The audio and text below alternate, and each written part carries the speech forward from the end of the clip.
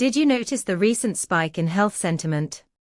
With a sentiment score of plus 0.18 and a momentum of plus 0.80, we're seeing a noteworthy shift in attitudes. 20 semantic clusters are buzzing with activity, signaling a clear increase in positive sentiment. What does our API return? It gives you real-time insights into sentiment trends and associated clusters, allowing you to tailor your strategies effectively. Imagine you're developing a health app and want to provide users with timely updates on health trends. By leveraging this API, you can integrate these sentiment insights, creating personalized experiences that resonate with your audience's current feelings and concerns. Ready to dive deeper? Check out pulsebit.logenterprise.com/docs for more.